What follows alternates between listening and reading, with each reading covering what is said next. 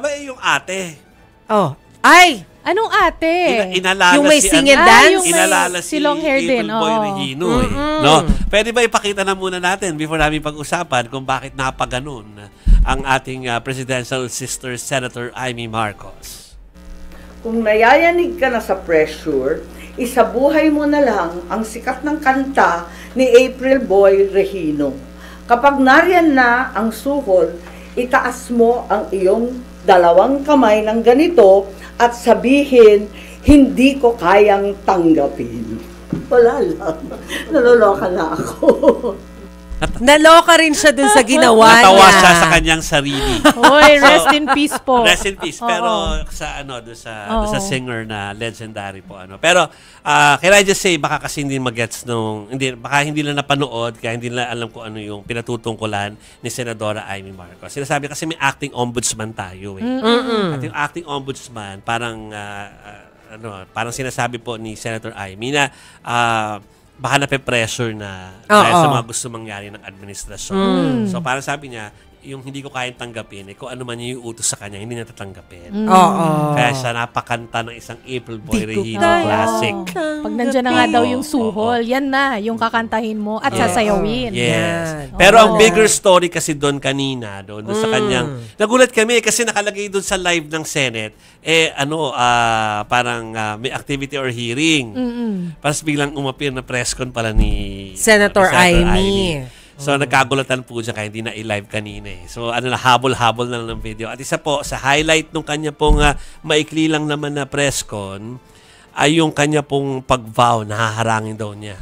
Yung bid ni DOJ Secretary Remulla para maging ombudsman. Kasi isa siya dun sa mga kandidato Nag-apply actually na maging ombudsman. Na-interview, kanina yata yung open interview na Sabi ni Senator Amy din, kung mang-iinis talaga kayo, patuloy sa pamumulitika, mang-iinis din daw talaga siya. Hindi din daw talaga siya titigil. Na sila. So, kumbaga, ang ini-imply naman po dyan ni Senator Amy, although dinenay naman to ni Secretary Remulla rin kanina, ang ini-imply po ni Senadora Amy ay kaya gusto daw ni Secretary Remulla na maging ombudsman ay dahil dito sa kanyang sinabi na pakinggan po natin. Kaya ako, magpa-file ako ng opposition, pati sa JBC, dahil klarong-klaro yung conflict of interest, tapos magiging magulo.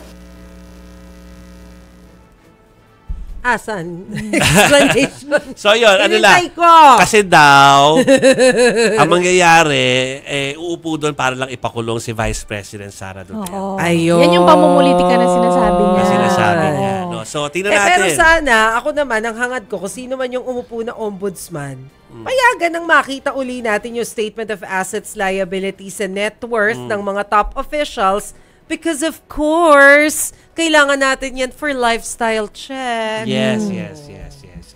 Okay? Ibukas na lahat ng dapat ibukas. Ito yung hinahanap yung soundbite. Yan! Okay. There is a very ominous reason, clearly, for Secretary Boying to become the next ombudsman.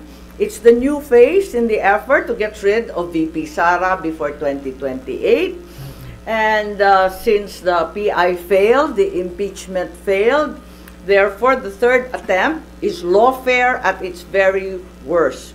Imprison Inday Sara, all the Duterte allies, including myself, perhaps to be harassed by cases with the new ombudsman.